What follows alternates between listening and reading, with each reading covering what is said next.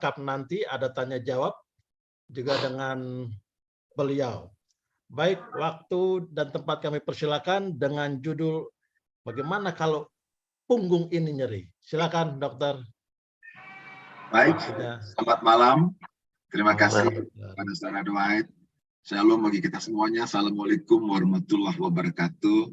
Ada saudara kita yang terus bergabung bersama-sama kita. Waalaikumsalam warahmatullahi wabarakatuh. Amin. Nah, saya share screen supaya kita punya waktu cukup banyak untuk kelihatan ya, saudara Dwight. Terlihat jelas, Dok. Terlihat jelas. Ya. Kita langsung saja supaya kita punya waktu bisa terisi dengan baik dalam Zoom meeting ini. Kalau kita lihat, masalah kesehatan yang membuat seseorang itu menderita adalah apa sebenarnya? Nyeri. Orang yang sakit jantung, biar mau sakit ginjal, biar mau sakit liver, sakit. Kalau tidak nyeri, nggak akan cari dokter, nggak akan pergi ke tempat kesehatan, ke rumah sakit atau ke klinik dan lain sebagainya. Akan cari pertolongan. Ya. Nah, kita lihat cara pengukur nyeri itu ada di semua pihak. Pada orang yang di atas 3 tahun ya. Orang kalau tanda dia ini kesakitan gimana sih caranya? Ada nilai 0 sampai 10 ya. Ada dia punya perhitungannya. Ya. Dan juga bagi anak-anak yang tidak bisa berbicara, nggak bisa bilang saya sakit, bisa kelihatan juga. Dari 0 sampai 5. Dari wajahnya itu bisa menunjukkan dia nyeri sampai tahap berapa beratnya nyeri tersebut. Oleh karena itu, dewasa ini nyeri dimasukkan sebagai program dari bidang kesehatan untuk melihat tanda-tanda vital daripada seseorang. Jadi tanda vital itu bukan hanya darah, bukan hanya pernapasan, bukan hanya denyut nadi atau suhu badan, tapi juga nyeri yang dialami oleh seseorang. Masalah nyeri yang paling sering dikeluhkan oleh banyak orang di muka bumi ini adalah nyeri punggung. Nyeri punggung. Itu kita memiliki punggung atas atau punggung bawah. Jadi kita akan lihat pada malam hari ini kita sedang belajar apa itu nyeri punggung. Nah, menurut studi internasional bahwa nyeri itu merupakan pengalaman sensorik dan emosional yang tidak menyenangkan. Yang ini diakibatkan oleh benar-benar adanya kerusakan daripada organ atau jaringan atau sel tubuh kita, atau yang tidak rusak tapi mempunyai potensi untuk rusak. Contohnya, kalau kita kepotong tangan sakit kan nyeri, tapi itu ada kerusakan jaringan. Tapi misalnya kita sekarang lagi berdesakan sama orang lain, aduh sakit ini. Tidak ada jaringan yang rusak, tapi kita rasa sakit. Tapi jaringan yang tersentuh tadi itu punya potensi untuk rusak, tapi belum rusak. Nah, pengalaman nyeri itu bersifat sensorik dan emosional. Ada yang karena sensorik dirasa, ada yang karena emosional. Jadi ada orang yang tidak ada gangguan apa-apa, tiba-tiba gitu ya. Itu emosi, mungkin dia lagi ada masalah keluarga, masalah dengan suami, masalah dengan istri, masalah dengan orang tua. Oh, dia pukul-pukul kepalanya. Padahal itu tidak ada indikasi yang dimana ada trauma yang mengancam dia. Tapi karena emosinya, kemarahannya, sakit hatinya, kebenciannya, itu membuat hormon stres yang meningkat, yang akhirnya menimbulkan pengalaman nyeri bagi dirinya. Nah, kalau kita lihat, apa sih penyebab nyeri? Ya, sebelum kita belajar mengenai nyeri punggung bawah, ada penyebab nyeri. Nah, ada tadi pagi ya, saya tidak usah sebut nama, ada sahabat kami yang telepon dari tempat yang jauh dari luar kota Bandung, mengeluh tentang nyeri. Ya, sampai nyerinya 10 kalau lihat dari pajak angka tadi. Tapi puji Tuhan, syukur alhamdulillah. Ya, malam ini beliau ada bersama-sama kita yang mengikuti acara ini. Dan menyatakan bahwa hanya dengan sederhana sekali. Oh, padahal sudah pergi ke dokter sebelumnya, ya, sudah pergi ke beberapa tempat untuk diatasi dia punya perasaan pengalaman nyeri. Tapi mari kita lihat, patofisiologi nyeri ini ada disebabkan yang disebut dengan nyeri peradangan, nociceptif atau nyeri inflamasi. Dan nyeri peradangan ini biasanya terjadi oleh karena adanya stimulus mekanis adanya trauma. Kita terbenturkah? Aduh, jadi bengkak tangan saya. Ya, kita misalnya ada mengalami tekanan dari luar, sehingga ada mengancam atau kerusakan jaringan terjadi. Itu yang disebut dengan nyeri inflamasi. Peradangan ini ada 5 tanda-tandanya.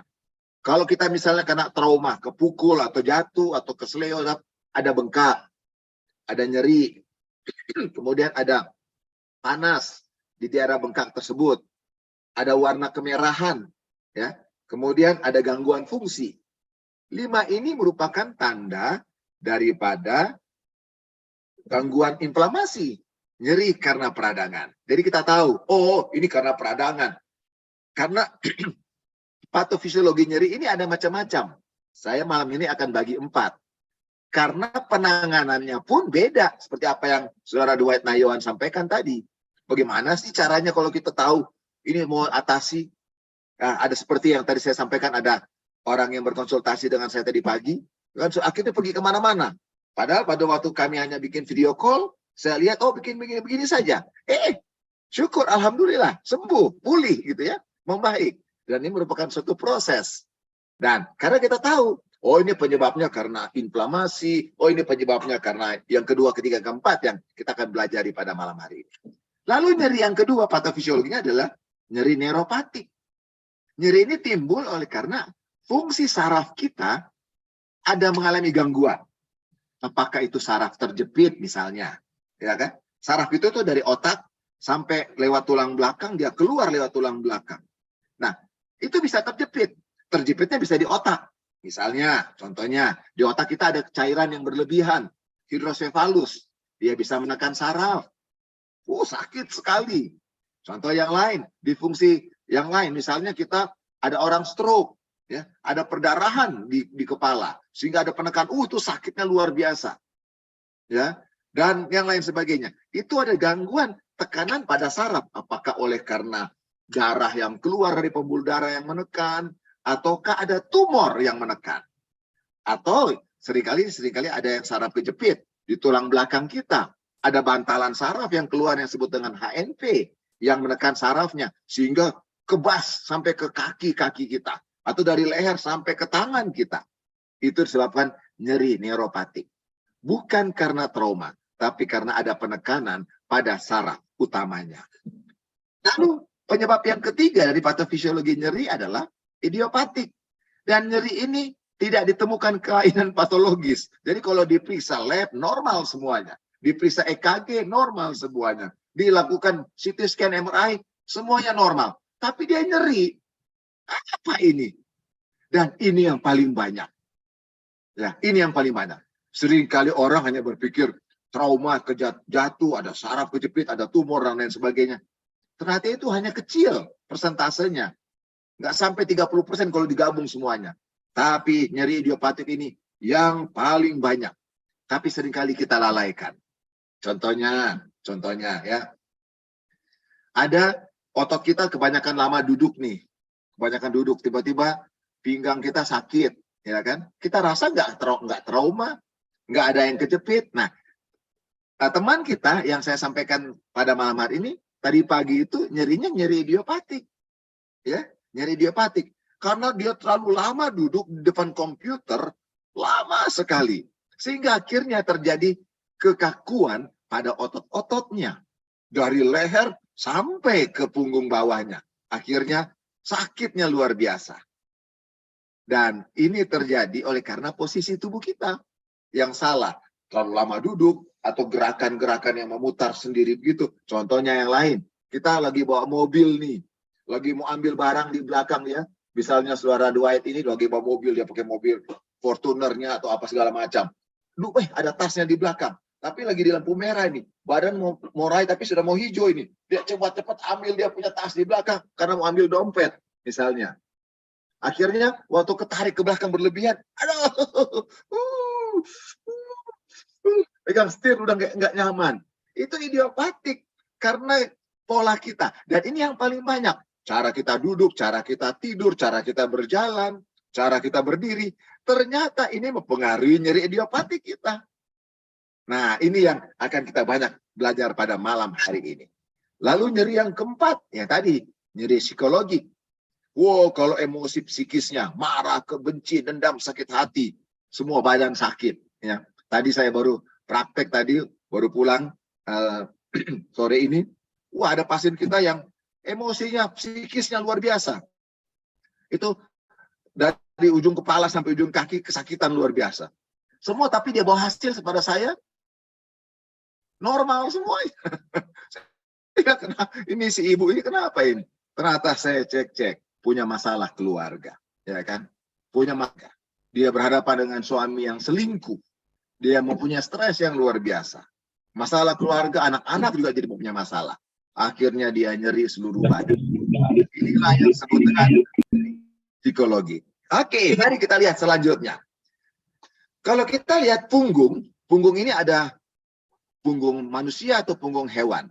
Ada punggung leher, ada punggung kaki, ada punggung apa. Nah, kita kira-kira punggung mana dari punggung bukit atau punggung kaki tangan kita yang paling banyak nyeri? Oke, dari nyeri punggung yang terbanyak, punggung atas dengan punggung bawah, ya. Punggung ini ternyata punggung atas, punggung bawah lebih banyak dari punggung tangan atau punggung kaki. Tetapi dari punggung bawah dan punggung atas, yang paling banyak adalah punggung bawah. Nah, ini kita akan lihat lebih fokus. Sekarang kita akan belajar tentang nyeri punggung dan khususnya nanti di area punggung bawah. Oke, klasifikasi nyeri punggung itu banyak. Ada karena faktor trauma, ya, karena tadi saya sudah katakan, ya, nyeri punggung traumatik, ya kan? Atau nyeri punggung akibat proses degeneratif karena orang-orang sudah semakin tua, akhirnya sendi-sendi tulang-tulang sudah mulai pengapuran, ya, makanya sudah osteoporosis, dia semakin bungkuk, semakin pendek, ya. Dulu orang tua kita lihat tinggi nih, kok papa mama saya tinggi, tapi sekarang kok jadi pendek. Itu proses degeneratif, ya. Kemudian jadi punggung akibat penyakit peradangan, penyakit autoimun seperti rematik dan lain sebagainya. Nyeri punggung akibat gangguan metabolisme seperti osteoporosis tadi. Semakin tua para wanita, oma-oma yang ada di sini, oma-opa, ya, seringkali jadi keropos. Ini bikin nyeri juga.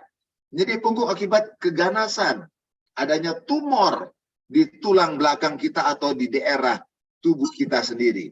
Adanya nyeri punggung akibat kelainan kongenital, ya, karena spina bifida misalnya ada keluar, ada pembuluh darah yang keluar, oleh karena keturunan. Nyeri punggung akibat nyeri ali, karena saya tadi nyeri saraf yang tertekan di atas, dia tertekan di atas, kemudian dia mempengaruhi yang di bawahnya.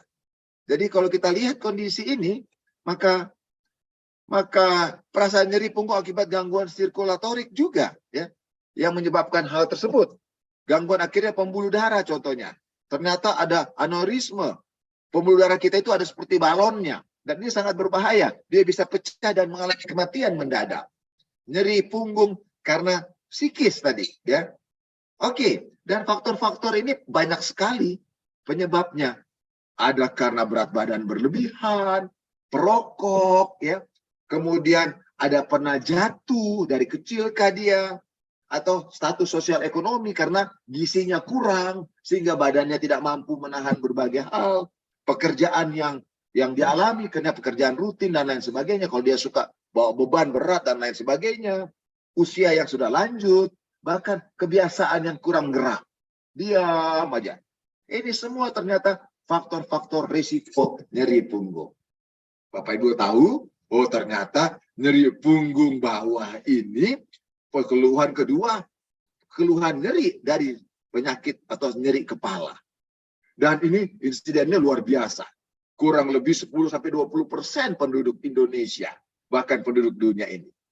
Dan saudara-saudara tahu, 80% kita orang dewasa ketika datang ke dokter, maupun dia keluhannya misalnya saya sakit jantung, saya sakit ginjal, saya sakit-sakit yang lain, ternyata mengeluh juga 80%-nya, dokter, saya ada nyeri punggung bawah. Wah, luar biasa ini. Dan yang hebatnya lagi, ternyata 80-90% diagnosanya tidak bisa ditemukan. Tidak bisa ditemukan. Sudah periksa macam-macam, orang bingung. Akhirnya hanya sembarang pakai obat. Minum obat sembarangan, akhirnya banyak orang yang minum obat sembarangan karena nyeri punggung bawah, akhirnya jadi jatuh ke gagal ginjal. Gagal ginjal, muntah darah, berak darah, gangguan liver, gangguan lain-lain. Oleh karena tidak pasti akhirnya minum obat sembarangan. Beli obat sembarangan di warung-warung yang anti sakit dan lain sebagainya. Hanya 10-20% yang diagnosanya diketahui. Jadi inilah yang kita mau pelajari pada malam hari ini. Ternyata kalau kita lihat penyebab dari nyeri punggung bawah ini 97% penyebabnya adalah karena gangguan nyeri mekanik. Nyeri mekanik maksudnya adalah nyeri karena postural tubuh kita, posisi tubuh kita. Jadi kita nggak sadar, kita nggak jatuh, kita nggak pernah ditonjok orang, kita nggak pernah ketabrak, ya. Tapi kok sakit si pinggang saya, ya seperti pasien yang saya ceritakan tadi, ternyata ini karena mekanik, posisi tubuh kita yang statis pada satu posisi.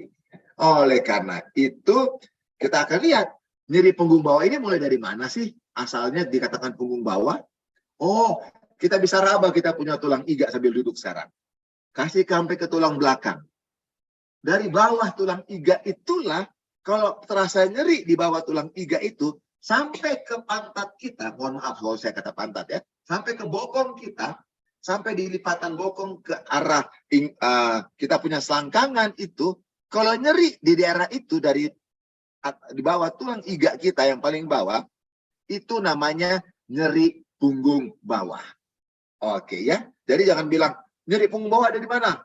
Ada di dada saya. Itu bukan. Ya, nyeri punggung bawah ada di tempat itu. Dan kalau kita lihat tubuh manusia ini terdiri rangka yang sangat simetris kiri dan kanan. Tidak ada bedanya. Tuhan begitu baik. Dan ternyata kalau tadi kita lihat nyeri ini sudah ada sejak dari anak-anak, dari sejak lahir, bahkan itu ada terjadi juga di dalam kandungan ibu. Ya contohnya, seringkali ada bayi lahir, lalu kelilit pusat dia punya leher, tali pusat yang dia dengan ibunya, itu nyeri sampai kadang-kadang napasnya, jantungnya jadi terlalu cepat, sehingga pada waktu dia lagi mengandung dipakai Doppler untuk periksa, jantung bayi, ini ancaman kegawatan bayi, janin, operasi sito segera misalnya. Karena dia mengalami nyeri di dalam. Ada kelilit lah, ada keputar di mana, ada tangannya kelipat kemana gitu ya. Dia dari dalam kandungan sudah bisa mengalami hal tersebut. Nah, berbicara mengenai anak yang lahir dari kandungan, seringkali ini kita bisa lihat dari anak-anak gangguan pertumbuhan. Manusia normal itu, Bapak Ibu sekalian, ya opa oma dan saudara-saudara, ya kita lihat leher manusia itu ada dia punya lengkung ke depan. Punggung bawahnya juga ada lengkung ke depan. Namanya lordosis daripada tulang belakang kita. Nah, sekarang ketika kita di dalam kandungan ibu kita ini, lengkung tulang belakang kita dari leher sampai ke tulang ekor, dia hurufnya letter C. Huruf C bukan? Dia huruf C. Tetapi ketika dia besar sama seperti saudara Dwight, nah Yohan sekarang ini dia bukan huruf C. Dia double S gitu. Ya, lengkung ke depan, lengkung ke belakang, lengkung ke depan, lengkung ke belakang. Jadi double S. Loh, bagaimana terjadi? Dari C kok ke double S. Nah, ketika lengkung leher ini terjadi, ketika anak itu lahir, hanya makhluk manusia nih ya, hanya makhluk manusia Bapak Ibu sekalian, ketika ibunya melahirkan anaknya, tidak langsung jalan. Ya kan? Bayangkan, contohnya saya selalu bilang nama Dwight, karena dia yang terlihat di layar saya sekarang, wajahnya. Ya. Misalnya Dwight lahir, langsung dia masih, terus dia langsung jalan. Wah, mamanya kaget tuh lari. Dia tak putar-putar dia. Apa ini si tuyul kecil sudah jalan ke sini gitu ya. Hanya makhluk manusia yang nggak bisa jalan waktu dia lahir. Bukan? Kalau lihat sapi misalnya, kambing, kuda, apapun itu. Kalau ketika induk habis beranak, anaknya langsung jalan. Ya kan? Hanya makhluk manusia yang tidak langsung jalan. Dia tunggu 1 tahun baru dia jalan. Bukan? Nah, kenapa itu terjadi? Tuhan buat manusia begitu sempurna karena dengan kebebasan memilih. Dari ketika dia kandungan pun, dia bisa mulai memilih, saraf-sarafnya belajar untuk memilih mana yang baik dan mana yang salah. Ada pilihan yang diberikan kepada manusia. Dan pilihan ini perlu proses waktu. Ada pertimbangan. Nggak langsung ujuk-ujuk dia langsung begitu. Oleh karena itu, kita mulai dari tulang leher yang terjadi lordosis ke depan. Ini. Itu terjadi ketika dia lahir, dia angkat kepala, dia nangis, dia angkat kepalanya. Dia mau melihat mamanya, mau melihat papanya, mau melihat dokternya, mau melihat apa. Pada waktu dia angkat kepala, terbentuklah huruf dari C tadi menjadi C yang ke depan. Ya. Kalau ini kita sebagai orang tua gagal untuk, aduh jangan kepala, dipegang-pegang terus digendong ya, anaknya digendong terus ya, ditaruh di dadanya supaya kepalanya jangan jatuh, dia nggak mau angkat kepalanya. Itu biasanya anak itu jadi susah bicara dan susah menelan. Jadi Bapak Ibu sekalian yang ada di sini dan oma opa yang ada di sini, tolong lihat cucu-cucunya. Jangan terlalu dimanjakan, digendong-gendong terus. Karena nanti nggak jadi dia punya tulang lehernya ke depan. Karena dia kalau ke belakang, dia susah bicara dan susah menelan. Akhirnya gangguan bicara dan gangguan menelan. Ngeces mulu. Jadi kita lihat, ada masalah. Timbul nyeri pada seorang anak. Ya. Sekarang kita lihat punggung bawah. Kapan dia ke depan? Kalau anak itu mulai belajar duduk. Ketika dia mulai belajar duduk, dia mulai merangkak dan belajar duduk. Tulang belakang di bagian tulang punggung bawah, yang tadinya huruf C, sekarang jadi C-nya ke depan. Tadinya hurufnya C-nya ke belakang. Sekarang C-nya ke depan. Karena belajar duduk. Kalau kita selalu gendong-gendong terus, taruh terus di kita punya tubuh, di kita punya gantungan dada kita yang ada gendongannya. Dia nggak disuruh belajar untuk duduk sendiri, belajar sendiri. Maka anak itu biasanya susah jalan. Kok 1 tahun nggak bisa jalan sih? Atau 2 tahun nggak bisa jalan? Dan jalan 3 tahun. Oleh karena salah pola asuh. Terlalu dimanjakan, digendong-gendong terus. Ya kan? Jadi ini masalah. Itu masalah nyeri bagi anak itu nantinya. Ke depannya. Dan akhirnya nyeri itu bukan cuma masalah nyeri. Gangguan susah kencing lah. Kencingnya biasa melulu lah. Susah lah buang angin dengan benar. Pupnya susah. Jadi ini sangat berpengaruh kepada hal yang lain. Oleh karena itu, biarkanlah bagaimana manusia itu secara alamiah bertumbuh dengan baik. Ya, jangan kita takut-takut. Karena dikatakan anak yang sehat, sarafnya bertumbuh dengan baik, bila mana dia 2000 kali jatuh dalam 1 minggu. Kalau misalnya dia mau bangun kepala, jatuh 1, jatuh 2, 3. 1 minggu itu 2000 kali, itu anaknya sehat. Kalau kita, aduh, dia stres, emaknya, anaknya juga stres. Ya. Jadi ini mempengaruhi postur tubuh karena kita belajar tentang nyeri. Karena kalau kita salah pola asuh, nyeri ini terjadi. Kayak tadi saya katakan, 97% karena masalah postur yang salah. Oke. Saya lihat ini bayi-bayi yang mulai mengangkat kepalanya tadi ya. Dia boleh belajar duduk. Nah, semuanya akhirnya terbentuk yang seimbang. Oke. Keseimbangan tubuh kita itu sangat penting. Dan estetika. Kalau kita lihat ini, saya secara cepat saja, karena tidak perlu diperpanjang di sini, tinggal 10 menit aja waktu kita untuk diskusi, 30 menit saja. Lalu kita lihat bagaimana tulang-tulang kita itu, Tuhan, ada saraf-saraf yang keluar yang saya katakan tadi, dari ruas tulang. Ada bantalannya. Bantalan ini bisa keluar dari tempatnya. Dan Bapak Ibu tahu, tulang-tulang kita itu tidak dapat gerak sendiri. Ya. Karena ada otot yang akan menggerakkan tulang. Otot-otot itu menempel di tulang yang namanya tendon. Nah, kita bersyukur kepada Allah, ya, kepada Tuhan. Dalam firman-Nya dikatakan bahwa dalam tulisan-tulisan buku Kejadian atau buku Torah dikatakan bahwa Allah mengambil tulang rusuk dan daging. Daging dan rusuk itu bersama-sama. Itu otot dan rusuk. Dan daging otot ini yang menggerakkan itu tuh tulang, ya. Ini tulang beneran ya, bukan tulang dari Sumatera. Ini tulang-tulang yang beneran. Oke. Dan kita lihat bahwa tulang kita itu, tubuh kita itu kalau dia bergerak, dia bukan hanya kaki yang bergerak dan hanya kaki saja. Itu mempengaruhi seluruh tubuh kita. Sampai ke kepala. Makanya kita kalau tanpa berpikir pun kita jalan, tangan akan gerak, kepala gerak. Jadi tidak heran, ketika satu organ tubuh kita yang sakit, seluruh tubuh ikut terasa sakit. Saya mau cerita, ada pasien kami dengan migrain yang terus-menerus selama 3 tahun. Selama 3 tahun. Kemudian dia selalu minum obat. Sampai akhirnya dia sudah mulai terjadi keluhan-keluhan komplikasi efek samping obat yang sangat luar biasa. Akhirnya dikonsulkan kepada kami.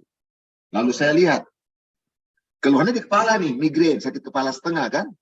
Lalu dia datang, waktu dia jalan masuk ke kamar poli kami, saya lihat, oh, dia duduk, saya tanya, Bu, Ibu ada masalah di kaki. Lah, dokter saya datang dengan masalah di kepala. Kenapa dokter tanya masalah di kaki? Loh, karena Ibu datang saya lihat Ibu pincang. Oh, inilah dokter. Kuku kaki saya ini ada dia punya nanahnya. Seringkali menusuk ini. Kuku itu tumbuh, nusuk di daging-daging di kaki. Pernah kan kita gitu ya? Pernah nggak kita ada kuku kaki numbuh, lalu nusuk di dagingnya, lalu ada nanahnya. Jadi sakit terus. Saya tanya, sudah berapa lama Ibu alami ini? Oh, sudah sekitar 3 tahun juga. Oh, saya baca statusnya sama dengan migrain 3 tahun. Mana lebih dulu, Bu? Sakit kaki atau sakit migrainnya? Oh, sakit kaki duluan, dokter. Lalu saya katakan, Bu, Ibu nggak pernah tangani kakinya Ibu? Ah, enggak lah. Saya kadang korek-korek sendiri, habis bengkaknya hilang, dia kurang sakitnya, dia sakit lagi. Begitu ulang-ulang terus. Jadi saya pikir biasa-biasa aja, dokter. Saya lihat kuku kakinya, Bu, kuku kakinya harus dicabut. Karena ini sudah jadi verruca di sana. Jadi keras sekali dia punya daging yang tumbuh sana. Ah, saya datang dengan migrain, dokter. Kenapa dokter saya kaki? Iya, ini yang membuat Ibu migrain, saya bilang. Karena Ibu selama 3 tahun jalannya pincang-pincang, membuat akhirnya tidak seimbang Ibu punya badan, akhirnya kepala Ibu yang sakit. Coba lihat Ibu lah. Ibu kan buktinya Ibu hampir 3 tahun lebih ini, 3 tahun ini, sudah minum obat terlalu banyak dan komplikasi obat ini terlalu banyak sama Ibu kan? Dan saya nggak mau kasih obat apa-apa lagi sama Ibu. Saya anjurkan Ibu cabut kuku kaki. Akhirnya dia mulai mengerti dan dia ikuti. Akhirnya dicabut kuku kakinya, perawatan 1 minggu, 1 bulan kemudian dia datang kontrol lagi. Dia datang buka kamar praktek saya, bilang, Alhamdulillah dokter, Alhamdulillah. Alhamdulillah, saya sudah nggak migrain lagi. Luar biasa. Karena kakinya sudah jalan, sudah normal. Jadi jalan-jalan yang miring-miring sebelah pun bisa bikin migrain. Gitu ya. Jadi kalau kita berdiri miring-miring salah, postur tubuh kita misalnya berat badan kita tinggi badan 150, lalu berat badannya 146 itu normal. Tapi kalau berat tinggi badan 150 cm, lalu berat badan 75 kilo, itu nggak normal. Ada begitu banyak orang sekarang khususnya manusia hamil bertahun-tahun tapi nggak melahirkan. Tahu maksudnya? Perutnya gede, besar, tapi nggak pernah melahirkan. Oleh karena memang nggak bisa melahirkan karena bukan anak di dalamnya. Perutnya kegedean. Akhirnya postur tubuhnya salah. Berat badan berlebihan mempengaruhi posisi nyeri tersebut. Ya, saya lihat sudah banyak mulai angguk-angguk di Zoom kita ini. Saya nggak tahu posisi Bapak Ibu berat badan melebihi atau kurang, tapi saya percaya kalau angguk-angguk itu berat badannya berlebihan semuanya. Jadi kita lihat postur tubuh kita mempengaruhi tubuh kita. Cara kita kerja dan lain sebagainya. Ini sangat mempengaruhinya. Sehingga aktivitas fungsi tubuh kita ini dinilai melalui kerja daripada otot-otot kita. Oke, saya persilakan, mungkin saya sampai sini saja dulu. Masih banyak yang lain, tapi saya nggak perlu bicara itu karena kita perlu banyak waktu untuk bincang-bincang. Karena kita kan obrol-obrol pada malam hari ini. Kami persilakan kembali kepada Pak Dwight. Silakan. Baik, terima kasih Dr. Alvin, luar biasa penjelasannya. Untuk menghemat waktu, mari kita tanya jawab. Silakan kami berikan waktu dan tempatnya.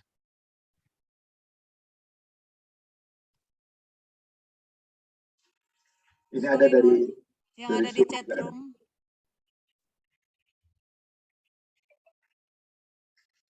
Dwight, mungkin boleh dibaca yang ada di chat Zoom dulu, Dwight. Kasih. Ya, silakan panitia kalau karena ini perlu waktu saya untuk men-scroll down. Panitia bisa langsung membantu saya membacakan mana yang prioritas. Mungkin tadi sekilas saya baca ada kanker ya, yang menyebabkan tulang punggung belakang itu, Dok. Oke, mungkin saya bisa baca aja ya. Dikatakan sini, terima kasih dokter untuk pertolongan yang luar biasa dan dipulihkan. Ini yang saya katakan cerita tadi pagi ya. Padahal saya sudah 4 kali di terapi dan rumah sakit besar di Tangerang. Nggak perlu sebut nama rumah sakit ya. Tapi tidak ada perubahan berarti. Tadi pagi sampai saya nyaris tidak bisa bergerak dan tidak mampu bangun dari tempat tidur. Lalu ketika diberikan informasi dan sungguh sangat luar biasa menolong, Tuhan memulihkan saya. Ini suatu kesaksian yang bagus yang saya sampaikan tadi ya. Bagaimana ini karena masalah postural ya. Ketika kita duduk terlalu lama di depan laptop, masalah nyeri punggung bawah sedang terjadi. Lalu ada pertanyaan juga dari Ibu Arnes Sinaga ya. Saya menderita kanker paru yang sudah menyebar ke tulang belakang. Ini tadi saya katakan, ada nyeri karena kanker, tumor yang sudah bermetastase. Ini terdeteksi di akhir Oktober 2021, ya, 2 tahun yang lalu, belum sampai 2 tahun ya. Sehingga ada kerusakan pada tulang T3, itu tulang T3 itu torakal 3. Torakal itu ada 12 tulang, ya. Sehingga menyebabkan ada saraf terjepit. Awalnya nyeri pada tangan kanan, terutama saat digerakkan. Kemudian rasa nyeri hilang, akan tetapi berpindah ke kaki kanan. Sehingga saya tidak bisa berjalan dan harus di kursi roda. Akan tetapi BAB dan BAK saya lancar. Pertanyaannya adalah, apakah penyebab saya tidak bisa jalan akibat kerusakan T3? Atau tulang belakang bagian bawah, lumbal saya, itu tulang punggung bawah. Apakah saya harus ke dokter ortopedi untuk menjalani operasi tulang belakang agar kembali bisa jalan? Oke, untuk menjawab pertanyaan Ibu adalah ketika tadi tangan yang kena, kalau tangan yang kena itu berartinya bukan dari tulang torakal. Itu dari tulang leher sebenarnya. Nah, ketika diketahui hanya ada di T3 yang diketahui, mungkin ada faktor yang lain yang menyebabkan ketegangan di atas dan di bawah. Karena tulang 3 itu ada metastase dari tumor di paru yang menyerang tulang. Tapi ketika tulang di torakalnya kena, otot-otot yang ada di atasnya dan ada di bawahnya mengalami ketegangan. Sehingga yang tadi Ibu katakan, di tangan saya kena nih. Itu berarti ada ketegangan di saraf-saraf yang keluar dari tulang servikal atau leher Ibu. Tetapi karena Ibu gerak-gerakin di waktu tertentu, hilang dia punya nyeri. Sekarang Ibu punya pertanyaan, sekarang kok menjalar ke kaki bawah? Ini kalau hanya bicara tumornya hanya di T3. Saya tidak tahu apakah dia sudah menjalar ke tempat yang lain lagi. Kita tidak tahu. Ya. Tapi kita ikut saja. Kalaupun dia hanya ada di T3, tetapi otot bagian bawah sudah tegang juga, itu mempengaruhi saraf yang keluar dari otot yang ada di bawahnya, yaitu yang ada di lumbal. Kalau di lumbal yang kena, makanya itu akan menjalar ke kaki. Tapi Ibu mengatakan, ini saya punya BAB dan BAK saya normal. Itu berarti belum sampai ke tulang ekor. Kalau sudah sampai ke tulang ekor, biasanya yang kena juga kita punya kontrol kencing dan kontrol buang air besar. Yang akhirnya jadi beser atau jadi susah di sana. Pertanyaan Ibu tadi, apakah saya harus ke dokter ortopedi? Seperti saya katakan tadi, ada beberapa pemeriksaan yang harus diikuti lanjutannya. Sehingga kita bisa tahu, apakah ini sudah ada di tulang yang lain, ataukah ada hanya di otot-otot tersebut. Tentunya harus ada pemeriksaan lebih lanjut. Terima kasih, Bu.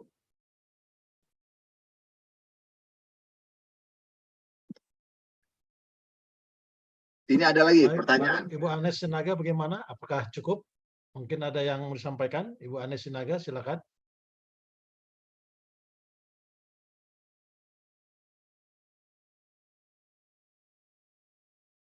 Baik, sambil menunggu, dokter, ini ada pertanyaan. Baik, ini ada pertanyaan berikutnya lagi ini dari Bapak Dasman Sidebang. Apakah ada nyeri akibat obat? Akibat obat kan, nyeri akibat. Nah, saya katakan tadi, ada banyak obat-obatan yang punya efek samping. Ada obat anti sakit bikin sakit mah, ya kan? Itu juga nyeri kan? Aduh, perih mak saya. Ada obat sakit ini bikin sakit yang lain. Makanya setiap obat kalau kita lihat dalam daftar obat itu ada efek sampingnya. Efek sampingnya bikin ini, bikin otot tegang, bikin sakit ini. Jadi Pak, kalau Bapak punya pertanyaan, apakah nyeri ada sebagai akibat obat? Ada saja Pak jawabannya ya. Lalu dari Jubal, jantung apakah BS menyebabkan? Apakah jantung bisa menyebabkan osteoporosis? Atau stroke bisa menyebabkan osteoporosis? Nah, saya mau katakan, osteoporosis ini terjadi karena kalau kita kurang gerak. Kalau kita lebih banyak diam, kurang gerak, itu osteoporosis mudah terjadi. Jadi kalau kita sakit jantung dan ada tahapan yang harus kita bergerak dan kita tidak mau bergerak, itu bisa menyebabkan efeknya kepada osteoporosis. Orang yang stroke juga demikian. Kalau stroke lalu dia kurang bergerak, dia juga bisa menyebabkan osteoporosis. Mungkin itu ya, saya jawab. Kemudian yang lain dari Elizabeth Siringo-Ringo. Bentuk tulang yang bawaan lahir ada kelainan tulang punggung. Ketidakseimbangan tulang belakang kita bisa menyebabkan nyeri. Contohnya orang skoliosis. Contohnya ya, badannya bengkok nih. Ada timbul nyeri karena otot-ototnya tidak seimbang. Ada yang lebih kuat, ada yang lebih lemah. Makanya Tuhan ciptakan kita seimbang. Manusia sakit adalah oleh karena adanya ketidakseimbangan dalam tubuhnya. Apakah ketidakseimbangan fisik, ataukah ketidakseimbangan hormonal, atau ketidakseimbangan bahan kimia yang lain, sistem imunitas kita yang tidak seimbang, semua yang tidak seimbang dalam tubuh kita menyebabkan kita sakit. Makanya Tuhan mengajar kita kan dalam doa. Berikan makanan kami yang secukup itu seimbang. Dalam Al-Quran juga dibilang, berhentilah makan sebelum kenyang dan makanlah sebelum lapar. Ada informasi yang diberikan untuk keseimbangan. Tapi seringkali yang mengalahkan kita punya keseimbangan adalah kita punya selera. Selera makanlah, selera nontonlah, selera kerjalah, selera yang lain-lain. Selera makan puji istilahnya. Dipuji-puji orang, itu selera juga itu. Wah, dibikin hebat kamu. Wah, dia kerja lebih hebat lagi. Hebat nih. Wah, dia lupa daratan, lupa waktu, lupa malam. Malam jadi siang. Akhirnya dia sakit punggung dan semuanya sakit. Ya, karena selera yang kita tidak bisa kontrol menyebabkan ketidakseimbangan itu terjadi. Oke, yang berikut dari Elizabeth Silver. Apakah kelainan tulang punggung bisa diobati? Bisa. Ya, tidak ada yang mustahil bagi Tuhan. Semua kelainan itu bisa. Ya, terapinya bagaimana? Harus dilakukan. Kemana kelainannya, kemana perginya ini bengkok-bengkoknya tulang itu kemana perginya? Dikembalikan ke posisinya. Ya, Pak Dwight kan pernah juga dilurusin tulang belakangnya Pak Dwight ya. Ya dok. Ada dari puji Tuhan, sudah selesai. Nah, sudah puji Tuhan ini sudah pulih juga Pak Dwight ya. Sudah pulih yang ya. lalu. Terima kasih. Ya, amin. Dari Yuli Kipi, selamat malam dok. Kalau misalnya orang pernah jatuh terduduk sehingga sarafnya tulang ekornya terjepit, sehingga saat duduk tulang ekor terasa sakit, apakah berenang bisa jadi salah satu penyembuh? Oke, biasanya orang dengan kalau ada gangguan pada tulang belakang, exercise yang dianjurkan adalah berenang. Karena kalau dia exercise-nya di darat, ada gaya gravitasi bumi, sehingga menyebabkan tambah menyempit itu tulang belakang sendi-sendinya. Tapi kalau di air tidak ada gaya gravitasi, hanya ada gaya buoyancy, daya apung. Sehingga waktu dia bergerak di air, tidak terjadi penyempitan tulang belakang. Tapi akhirnya ototnya jadi kuat dan seimbang. Jadi pertanyaannya tadi, apakah boleh berenang? Boleh sekali. Bagaimana cara menyembuhkannya? Ya, oke. Yang berikut dari Ita Mangande. Jumat kemarin pinggang saya sakit di bawah iga, nyeri sekali. Berarti nyeri punggung bawah. Ya, kalau kita lihat di bawah iga berarti nyeri punggung bawah. Tapi hanya beberapa jam, siangnya hilang. Itu karena otot yang salah putar, Bu. Jadi kalau Ibu istirahat sedikit, syukur, puji Tuhan, alhamdulillah, Ibu pulih kembali. Jadi ketika otot kita berputar lebih, dia balik lagi, langsung hilang. Ya kan? Pertanyaannya, tapi pada waktu nyeri itu datang, sakitnya luar biasa sampai ngilu. Betul, Bu. Makanya itu tadi saya katakan, ini nyeri idiopatik. Ya kan? Dia bisa dipulihkan dengan mengembalikan posisi normalnya. Syukur-syukur Ibu segera membalikan posisi normalnya. Ada yang lama banget. Yang dari pagi sampai sore seperti apa yang Ibu bertanya tadi yang pertanyaan pertama. Sampai akhirnya beberapa hari dia sakit. Ya, jadi Artinya postur tubuh kita mempengaruhi. Jadi menjawab semua apa yang kita pelajari pada malam hari ini. Dok, Dokter Alvin, bisa Mikler dari Manado. ini Mikler. Ini, oke. Silakan Pak Mikler. Ini sebelum saya jawab pertanyaan dari ini. Ya, silakan. Bagaimana Pak Mikler? Luar biasa. Terima kasih, senang sekali ketemu dengan ini sahabat sekretaris, saya, ini sekda Kota Manado ini Pak Mikler ini. Ya. Oke, silakan Pak Mikler. Dokter Alvin, saya kan pekerja kantor. Ya.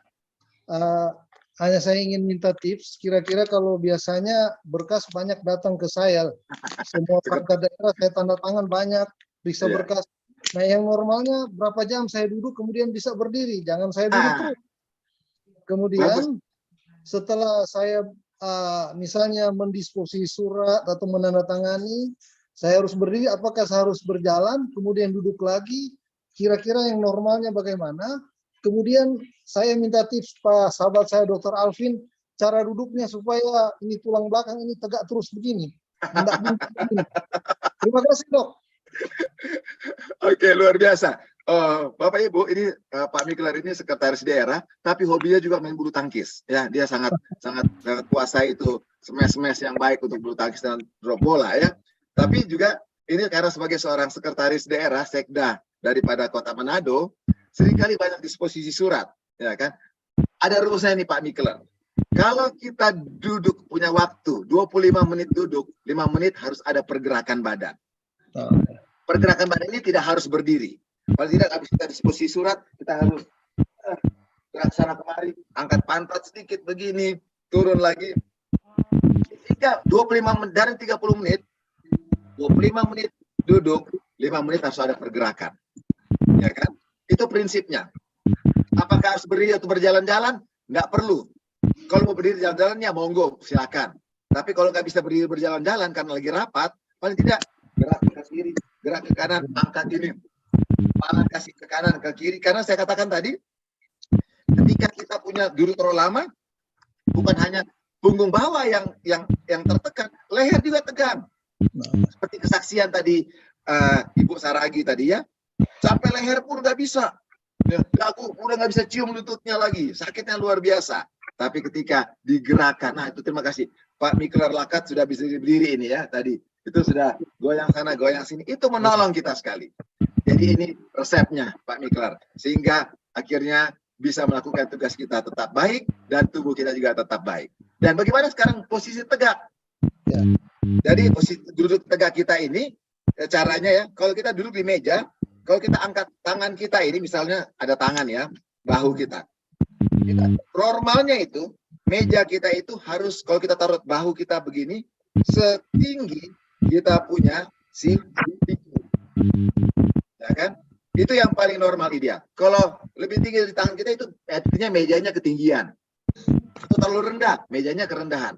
Bagaimana? Yang ergonomis kan, kita seringkali dengar, meja yang ergonomis adalah meja ergonomis itu tidak sama ke semua orang. Ya. Namanya ergonomis menurut saya yang menggunakan meja itu, ya kan? Seringkali kalau pergantian kedudukan jabatan kan mejanya sama, orangnya ganti-ganti nih. Ada yang orangnya pendek badannya, ada orang yang tinggi, ya kan? Akhirnya kenapa orang yang satu sekda yang satu tidak sakit badannya? Oh karena posisinya tepat. Ganti sekda terlalu tinggi badannya sehingga terlalu pendek dia punya meja. Akhirnya tidak ergonomis untuk beliau. Akhirnya dia sakit punggung karena dia harus menyesuaikan dirinya dengan membungkukkan badannya untuk disposisi. Jadi kembali lagi, kalau kita mau melakukan suatu pekerjaan, ya melakukan pekerjaan yang katakan ergonomis bukan menurut orang lain. Ergonomis itu menurut kita yang akan menggunakan meja tersebut. Oke, sehingga akhirnya kita jadi tegak. Karena kalau tidak ergonomis, ya tadi pertanyaan Pak Mikler, kita akan bisa jadi bungkuk, akan jadi miring ke sini. Ya. Karena mejanya sendiri kita harus adaptasi dengan tubuh kita. Karena mejanya tidak bisa adaptasi menurut kita. Ya, mengikuti kita punya tubuh. Karena meja mati. Kita yang harus adaptasi dengan mejanya. Misalnya kita duduk komputer sebelah kanan, akhirnya badan kita miring ke kanan. Lama-lama kita akhirnya jadi skoliosis. Iya. Kan? Jadi kita sendiri yang harus mengontrol. Karena Tuhan ciptakan manusia untuk mengendalikan dan mengontrol lingkungan kita. Jangan lingkungan itu yang mengontrol dan mengendalikan kita. Oke, terima kasih. Jadi dok, terima kasih. Ya. Jadi 25 menit kita harus berdiri lalu goyang-goyang ya dok.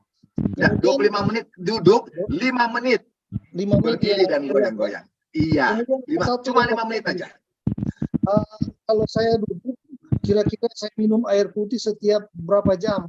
Oke, sekarang berhubungan dengan air putih. Nah, normalnya air minum yang akan kita minum itu sebenarnya adalah sebanyak air yang juga keluar dari tubuh kita. Normalnya begitu kan? Banyak orang bilang rata-rata 2 liter. Betul, itu rata-rata. Tapi tergantung pribadi. Bagaimana cara untuk mengukurnya ya? Kita bisa tampung kencing kita 24 jam. Contohnya di rumah, ada pispot. Kan zaman dulu, kalau zaman dulu kan banyak pispot nih ya. Orang tua dulu di kampung-kampung ada pispot. Dikencing di pispot, diukur berapa liter nih yang keluar dari kencing kita. Lalu ditambah 500 karena kita punya napas, kita punya keringat, dianggap itu 500 cc. Jadi kalau kita punya daya tampung kencing kita 24 jam, isinya kurang lebih 2 liter, berarti tambah 500 cc 2,5 liter kan? Jadi artinya 2,5 liter ini yang harus kita masukkan besoknya. Jadi 2,5 liter harus kita minum lagi. Karena kalau kita sembarangan minum lalu kita ada sakit jantung, malah tambah sakit jantung bertambah berat. Pompanya karena air lebih banyak dalam tubuh. Kalau terlalu kurang jadi dehidrasi kita. Jadi masing-masing orang akan berbeda-beda. Oleh karena itu, tapi rata-ratanya begini. Nah, sekarang pertanyaannya, apakah saya minum berapa banyak? Tidak dianjurkan minum pada waktu makan. Tidak dianjurkan. Kecuali udah kepedesan banget. Kalau sudah makan kepedesan, kalau nggak mau daripada keselak masuk paru-paru ya minum dulu sedikit. Ya. Tetapi minum di antara jam makan. Contohnya, Pak Mikler akhirnya dia punya kencing dan invisible water loss dari napas dan keringat kurang lebih 2 liter satu hari, kita bagi. Karena minum itu hanya pada waktu matahari ada sebenarnya, bukan pada waktu malam. Sebenarnya ya paling bagus karena itu akan mencuci proses metabolisme. Kalau sudah malam hari kan metabolisme dari matahari yang menolong kita itu tidak terjadi. Sehingga bagusnya minumnya pada waktu masih ada matahari. Dan ketika tidak di jam makan, kita bisa atur nih. Saya makan jam 7, jam 12, dan jam 6 sore. Di antara jam-jam itu kita bisa bagi. Kalau 2 liter berarti tiap jam. Kalau saya mau minum tiap jam ini, kalau saya mau minum tiap jam berarti kurang lebih 100 kurang lebih di sekitar 150 cc atau 241. Kalau misalnya kita punya ada gelas yang biasa kita beli itu kan 240 isinya. Satu gelas tiap jam. Jadi akhirnya pada waktu sudah mau malam hari tercapailah 2 liter. Jadi itu mungkin ya karena Pak Mikler sebagai sekda saya lihat ini harus perlu ada minum sana. Kalau enggak orang kebanyakan duduk bisa jadi gangguan ginjal juga. Ya. Bukan hanya punggung bawah sakit, tapi bisa jadi batu ginjal nih. Ya. Karena kita statis, kita goyang-goyang, ya kan? Jadi akhirnya endapan-endapan yang ada dalam tubuh kita dari makanan, misalnya kita kebanyakan makan protein, ya kan? Itu akan jadi batu protein di dalam ginjal kita. Kalau tidak ada cairan yang mencuci dengan baik, dia jadi endapan batu. Makanya banyak orang dengan batu ginjal. Oke. Terima kasih, Pak Mikler. Terima kasih. Oke. Pak Dwight, ada lagi? Dok, ya, tadi Pak Sekda sudah banyak bertanya, luar biasa. Semoga Pak Sekda bisa bekerja lebih mantap lagi, Pak Sekda. Ya. Ya, ini izin dok. Ya. Tadi sebelum Ibu Ita itu ada pertanyaan. Ini di atasnya, selamat malam Dr. Alvin, saya sering mengalami nyeri punggung bawah. Kira-kira pertolongan seperti apa? Pertama yang bisa kita lakukan, dok. Oke. Nyeri punggung bawah ini kan tadi penyebabnya banyak ya. Kita cari tahu dulu penyebabnya karena apa. Tapi aktisnya aja. Kalau karena idiopatik tadi, karena 90% karena mekanik, ibu harus bergerak. Ibu tidur terlentang, ibu angkat kakinya ke arah dada, ke arah perut ibu, gantian kiri dan kanan, dua-duanya, gerakan kiri dan kanan, sama seperti ibu Erlena yang tadi sudah sampaikan di pertanyaan yang pertama, ibu akan bisa lebih cepat pulih. Ya, yang penting ibu bergerak. Kalau saya tidak tahu yang bertanya badannya besar atau normal berat badannya. Kalau berat badannya berlebihan, yang kedua adalah belajar untuk atur di diet, ada exercise di tempat tidur atau di air sehingga berat badannya turun. Karena berat badan yang berlebihan menyebabkan juga nyeri punggung bawah, Bu. Ya, oke, Bu. Baik, kemudian dok, ini dari Katarina Hutapea. Dok, resep untuk turunin berat badan yang ideal seperti apa? Oke, resep turunin berat badan ada empat prinsip utama lah ya, pilar untuk menentukan berat badan. Atur di asupan masukannya, dikurangi dia punya kalori, ya kan? Lalu kalori yang berlebihan dikeluarkan, yaitu dengan exercise. Kemudian perbaikan sel terjadi pada waktu kita tidur malam, jangan tidur larut malam. Yang keempat, manajemen stres. Ketika ada masalah yang muncul dalam pikiran kita bisa atasi. Nah, yang paling banyak yang susah diatasi adalah manajemen stres ini. Ketika saya rasa sakit hati, saya rasa mau pengen marah, saya rasa mau pengen begini, akhirnya itu tidak teratasi. Dan kalau manajemen stres itu tidak bisa kita atasi, maka metabolisme tubuh pun akan susah. Banyak orang bilang, dokter, saya cuma minum air pun jadi daging. Wah, saya bilang mana bisa, air nggak ada teorinya jadi daging. Ibu belajar dari mana, Bu? Nanti ada istilah kayak dulu, air putih jadi minyak nanti kan? Ada yang bertanya di negara kita kan? Itu aneh, binti ajaib namanya, nggak ada H2O jadi minyak atau jadi daging. Saya katakan ini salah, Bu. Yang adalah manajemen stres Ibu. Lalu saya coba tanya, iya ya dokter, saya pencemas orangnya, saya ragu-ragu, saya khawatir akan masa depan. Bagaimana caranya? Manajemen stres. Bagaimana manajemen stres? Adalah bawalah stres itu adalah antara kenyataan hal yang kita alami sekarang dengan kita punya keinginan yang semakin bertambah besar, perginya makin menjauh, itu namanya stres yang patologis. Tapi kalau kita bisa membuat kita punya keinginan yang jauh tadi, semakin dekat, itu namanya stres eustress. Stres yang namanya fisiologis. Karena stres itu penting bagi tubuh kita. Jangan bilang stres itu negatif. Itu penting bagi tubuh kita. Yang membuat dia patologis dan tidak patologis adalah pilihan kita sendiri. Karena kita punya keinginan. Contohnya, saya kasih contoh nih. Gaji saya cuma 5 juta, contohnya ya. Tapi saya ingin beli mobil Mercedes-Benz. Wah, keren kalau pakai Mercedes-Benz gitu ya. Keren begini. Akhirnya saya mesti cari uang bermiliar-miliar, gaji saya 5 juta. Saya korupsi. Saya stres luar biasa. Itu namanya stres patologis. Tapi kalau tadi saya punya keinginan yang tinggi, tapi kenyataan saya, gaji saya 5 juta. Oke, saya hidup sesuai dengan gaji saya saja. Jadi saya makan mungkinnya, saya tadi rindu makan 5 kali sehari, saya punya pikiran dalam angan-angan saya, tapi karena gaji saya cuma 5 juta, saya makan cuma 2 kali sehari. Karena kemampuan beli makanan saya cuma segitu. Itulah namanya eustress, stres fisiologis yang kita bisa atasi. Makin jauh keinginan kita daripada kenyataan, itu makin lebih hebat, patologi stres. Tapi kalau yang jauh tadi kita dekatkan kepada kita punya kenyataan, itu namanya stres fisiologis. Bagaimana mengendalikan stres? Itu rumusnya, Bu. Supaya berat badan kita menjadi normal. Oke. Ya, dok, ini ada pertanyaan lagi dari Ibu Nersi Nadeak ya. Punggung dari atas sampai pinggul. Saya ulang ya. Punggung dari atas sampai pinggul rasa panas. Keluar bersandar sakit punggungnya. Keluar jalan kaki kiri sangat sakit, seperti ditarik sehingga tidak jadi jalan, duduk lagi. Apa yang saya harus lakukan? Oke. Panas nih dok belakangnya. Iya baik, terima kasih. Penanya ini adalah saya punya kenalan juga. Ini petugas kesehatan kita. Ya, saya sudah pernah periksa tulang belakang hamba Tuhan ini pengapuran. Ya, sudah ada pengapuran. Artinya proses degeneratif.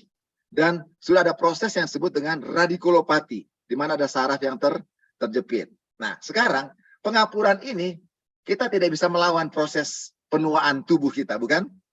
Itu hanya kuasa Tuhan yang mengubah pada waktu dia datang kedua kali, yang pengapuran hilang. Nah, itu hanya kuasa Allah, kuasa Tuhan. Tapi bagaimana kita yang hidup dengan pengapuran itu yang sudah terjadi? Kalau pada teman-teman sejawat yang lain, oh operasi saja. Hati-hati. Kalau main korek-korek tulang belakang tambah hebat pengapurannya. Hati-hati ya. Tergantung luasnya. Apa yang kita mesti buat adalah pengapuran itu membuat sendi kita menjadi sempit. Tetapi jangan lupa, Tuhan masih memberikan kita otot. otot kita itu bisa diregangkan. Jadi semua pengapuran yang terjadi yang membuat sendi menyempit, kita harus lakukan dengan latihan yang namanya stretching. Ya, kalau kita jadi bungkuk, bagaimana badan kita jadi tinggi ke atas? Ya, semua jadi stretching. Jadi Opung Nersina dia latihan stretching. Stretching dari mana? Dari leher sampai ke kaki. Semua otot-otot leher sampai kaki harus di stretching. Ya kan? Harus di stretching. Jadi untuk mengurangi kondisi itu, lakukan latihan ibu. Pasti Opung jadi lebih umur panjang. Walaupun sudah degeneratif proses. Ya, Opung silakan lakukan itu. Oke, terima kasih. Baik. Ya, Opung ya. Di stretching Opung ya. Ya, semoga cepat pulih Opung. Nah, kemudian Dok, ini dari Pastor J. Hutapea. Wah, luar biasa ini Pastor. Ini luar biasa. Pertanyaannya, Dok, sering saya seperti serangan jantung. Setelah diperiksa, ada saraf terjepit di leher. Bagaimana mengatasinya?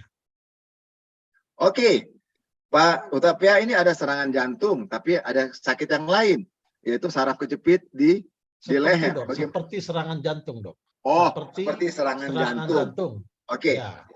Oke, nyeri leher itu bisa mempengaruhi nyerinya menjalar ke tangan atau ke dada. Jadi nyerinya seperti sakit serangan jantung di dada, ya kan? Karena saraf-saraf di sana akan ada ke tangan, akan ada juga ke daerah torakal kita. Itu yang namanya seperti serangan jantung. Berarti Bapak pernah dapat serangan sakit jantung sampai tahu bagaimana serangan jantung ya? Ya, mungkin Bapak ini karena ada orang pernah bilang begini, aduh dokter, saya rasa dada saya ketindis truk besar sekali. Saya tanya sama dia, ini padahal sakit jantung ini. Bapak pernah rasa ditindis truk, udah mati Pak. Karena dia bilang, saya merasa ditindis truk besar. Bapak bisa rasa, oh enggak dokter, ini saya rasa kok sangat. Ini karena dengar-dengar orang sering kali bilang begitu ya. Nah, seperti Bapak bertanya juga, karena rasa nyeri itu jadi apa yang mesti dibuat? Kayak tadi dikatakan, kalau ada penyempitan di sini, bisa ditarik lagi. Namanya penyempitan, berarti harus lakukan latihan stretching. Jadi itu prinsip utama Pak ya, prinsip utama. Saya kasih dia punya poin-poinnya, walaupun ada latihan-latihan yang khusus, tapi mungkin di media ini apa di Zoom ini kita tidak bisa apa namanya, kita tidak bisa tunjukkan panjang karena itu cukup panjang untuk latihan-latihan khususnya sendiri. Oke, jadi harus di stretching lehernya Pak ya. Terima kasih. Baik, Dok, ini pertanyaan dari Yola Jubaili. Selamat malam dokter, saya belakangan ini sering merasakan sakit di bagian panggul dan kadang-kadang sampai ke betis. Apakah ini termasuk nyeri idiopatik atau karena pengaruh varises yang ada di sekitaran lutut dan betis? Oke, kalau nyeri karena varises dia hanya lokal. Tapi ini Mbak yang bertanya, nyerinya dari panggul sampai ke kaki. Itu berarti nyeri radikulopati, nyeri yang menjalar. Berarti nyeri sumbernya ada dari punggung bawah, ya, yang menjalar ke kaki. Mungkin saja ada varises juga bertambah jadi beban berat, ya, bagi ibu yang bertanya, Ibu Yola. Sekarang bagaimana cara kita mau mengatasinya? Pastikan dulu kembali lagi. Nyeri punggung bawahnya karena apa? Ya, pernahkah ibu karena trauma? Atau kalau nggak ada itu semuanya, kan tanggaplah idiopatik. Kalau idiopatik berarti ibu harus lakukan perbaiki postur ibu. Ya, saya nggak lihat ibu model postur ibu bagaimana nih ya. Apakah perutnya terlalu besar, panggulnya terlalu lebar, atau bokongnya terlalu ke belakang. Kan banyak gitu tuh. Ada ibu-ibu yang panggulnya lebar banget ke kanan. Dia punya bokong, wah besarnya ke belakang banget gitu ya. Atau yang tepos, nggak ada dia punya bokongnya gitu. Hilang dia punya pantatnya gitu istilahnya. Jadi banyak faktor nih ya. Kita perlu lihat dulu, ibu bagaimana nih modelnya nih ya. Sehingga apa yang kita mesti buat? Kalau pantatnya tepos, contohnya, ya kasih kuat nih, kasih tumbuh lagi daging-dagingnya, gitu kan? Kalau terlalu besar, ya latihan penguatan, kasih dia punya strengtheningnya, jadi dia lebih ketat, latihan otot dasar panggul dan lain sebagainya. Ada banyak latihan yang harus dilakukan, Bu. Tapi Ibu semangat untuk Ibu. Kalau kita tidak bertemu sekarang, Ibu lakukan latihan stretching dulu, paling tidak, ya. Jadi paling tidak. Banyak orang pengennya mau latihannya strengthening nih. Udah makin usia lanjut, pakai latihan beban, pergi ke gym lagi ya, gym lalu pakai beban 5 kilo, 10 kilo. Saya bilang bukan begitu Bu, Ibu lebih tua, usia lebih panjang, harus lebih banyak lakukan latihan-latihan peregangan Bu, karena Ibu semakin lebih sempit sendi-sendinya. ototnya semakin lebih pendek. Jadi apa yang mau dibuat? Latihan peregangan atau stretching. Ya Bu ya? Tuhan berkati Ibu. Baik, selanjutnya dari Ibu Heni Parhusib, Dok. Selamat malam, dokter. Tangan kiri saya sakit, susah diangkat ke atas. Terus gimana pengobatannya? Oke, tangan kiri susah diangkat lurus ke atas, nggak bisa bilang merdeka. Hanya bilang merdeka, gitu ya. Nggak bisa diangkat lurus ke atas. Itu berarti ada namanya rotator cuff tendinitis. Sendi kita nggak bisa diangkat ke atas. Itu bisa karena tendon, karena salah angkat barang, terlalu banyak barang, atau ibu kalau tidur tangan kiri jangan tidur miring ke kiri Bu. Tidurnya paling tidak lurus. Kalau miring ke kiri tambah ketimpa ibu punya bahu, tambah sakit. Sedangkan itu harus digerakkan. Jadi ketika kita ada sakit di daerah bahu seperti apa ibu katakan, ibu lakukan pergerakan. Kalau ibu sakit nggak bisa full, bantu tangan sebelah. Tangan sebelah tarik-tarik dia ke atas. Ya, menolong.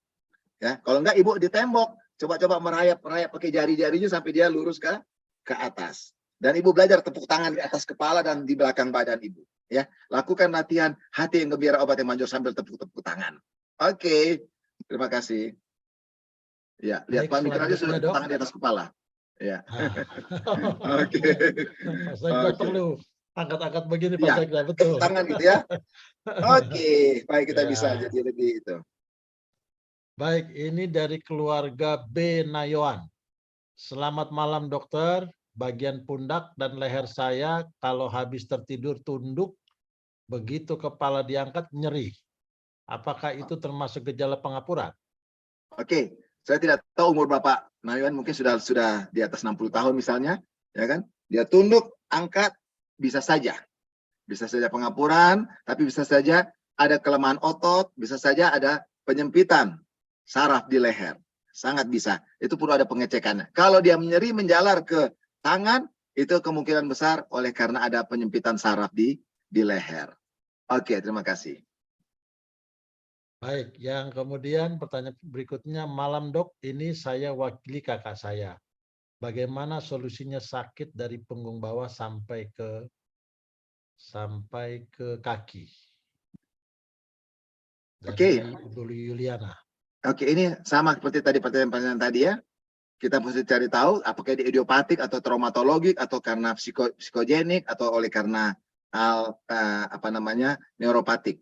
Tetapi pastikan Pak, kalau itu hanya nyeri dari punggung bawah sampai bokong saja, tidak menjalar sampai ke betis, dianggaplah itu bukan nyeri neuropatik. Dianggap saja ya. Itu nyeri karena postural posisi kita. Bagaimana caranya? Bapak gerakin saja. Walaupun sakit, agak pertamanya digerakin sakit, tapi jangan khawatir. Ada istilahnya Pak, no pain, no gain. Ya kan? Sama seperti dengan keselamatan. No cross, no salvation. Ya kan? Keselamatan ada proses yang disebut dengan proses melalui kematian. Ada menyeri penderitaan.